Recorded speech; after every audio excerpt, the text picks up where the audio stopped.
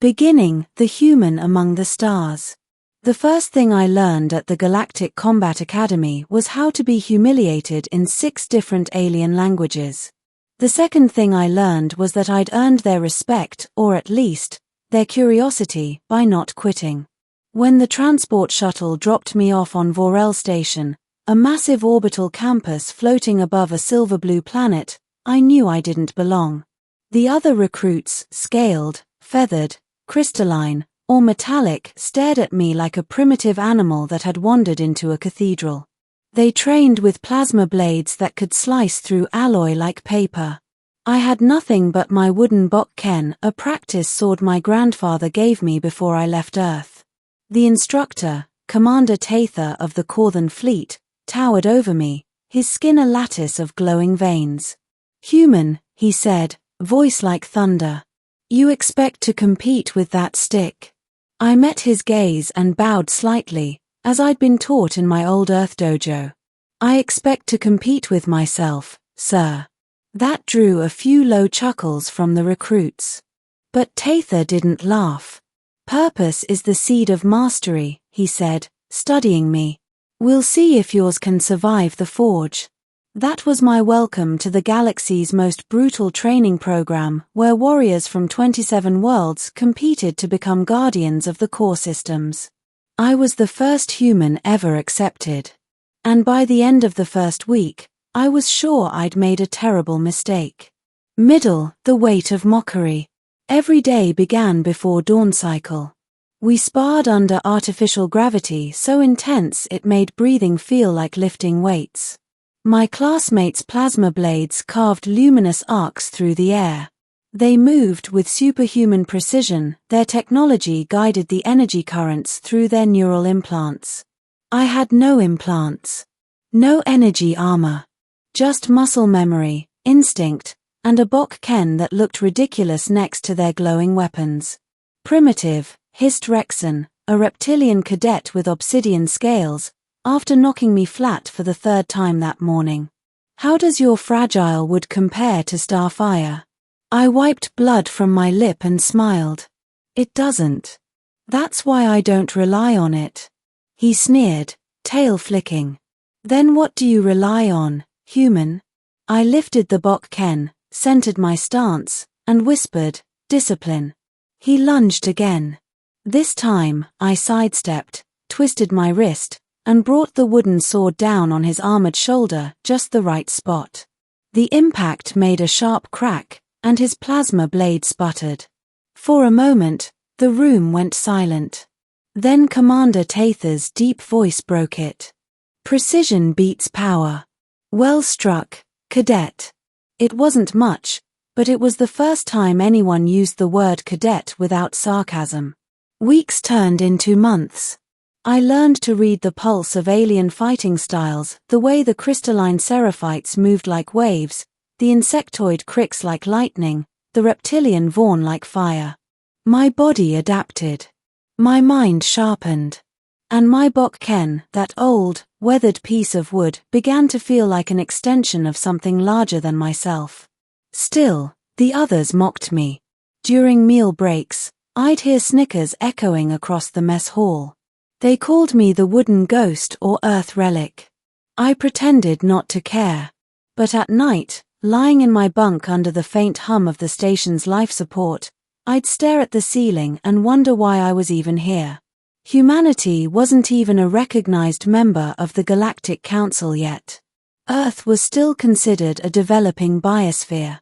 Then I'd remember what my grandfather used to say before our sparring matches back home in Kyoto. "Purpose isn't about winning, Kenji. It's about why you refuse to lose." And every morning, I got up again. Middle, continued, trial by combat. After 6 months, came the Gauntlet trials, a series of one-on-one duels broadcast across the academy. The top 5 cadets would be chosen for Guardian training. No one expected me to qualify. Rexon, of course, was favored to win. His plasma blade hummed with calibrated fury, and his ego burned even hotter. When the brackets were announced, my name appeared at the bottom, matched against his. The hall erupted in laughter. Rexon grinned at me across the arena.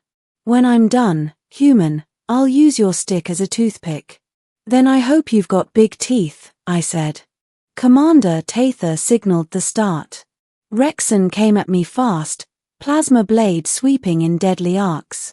The energy hummed inches from my chest. I barely dodged, feeling the heat brush my face. His strikes were precise, too precise. He relied on the blade's energy fields to guide him, not his instincts. That was my opening. I stepped back, let him overextend, then pivoted, swinging the Bokken low. The wooden blade cracked against his knee joint. He roared, stumbling. Before he could recover, I spun and struck again, the Bokken landing squarely on his temple armor. The plasma blade flickered, then went dark. Rexon collapsed to one knee.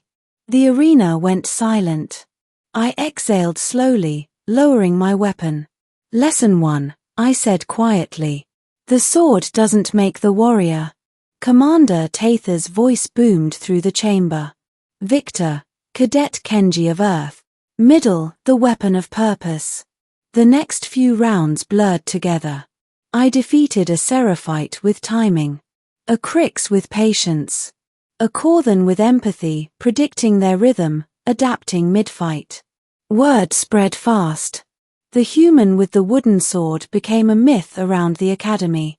Some admired me. Others resented me. After my 5th victory, Tather summoned me to his quarters. You fight without enhancements, he said, studying me through eyes like burning coals. No neural link, no plasma augmentation. Why? I hesitated, then answered, because my people learned long ago that technology can't replace purpose. Tather smiled faintly, a rare thing. Do you know what plasma blades once were, human? I frowned. Energy weapons. He shook his head. Once, they were symbols of balance. Every strike meant something. Now, recruits treat them as tools of domination. You remind me of the old warriors, the ones who fought to understand themselves, not to destroy others. I bowed slightly. Thank you, sir. Do not thank me yet, he said. The final test is tomorrow. You face the champion of the Academy, Aurex, heir of the Seraphite Dominion. If you survive, you may just change how the galaxy views your species. Middle, duel of fire and light. The next morning, the arena was filled with cadets from every system. Holocameras hovered above, broadcasting the duel live to dozens of worlds. Aurex entered first, tall, luminous, wings of crystalline light extending from his back. His plasma blade burned pure white, humming like a star.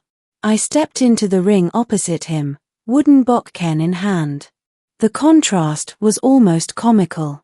Aurex bowed slightly. Human, I've watched your fights. You are disciplined. But you cannot defeat what you do not understand. Maybe, I said, settling into stance. But I understand myself. The match began. Aurex moved like a storm, elegant and merciless. Each swing of his blade left trails of energy that warped the air. I dodged, blocked, redirected. My Bokken vibrated under each hit, the heat blistering my hands. He was faster, stronger, divine in motion. But he was predictable. His pride anchored his rhythm. I waited for the 10th strike, the one his kind always favored, and stepped in, not back. My shoulder brushed his arm. My Bokken shot upward, catching his wrist. The plasma blade sputtered. A murmur rippled through the crowd.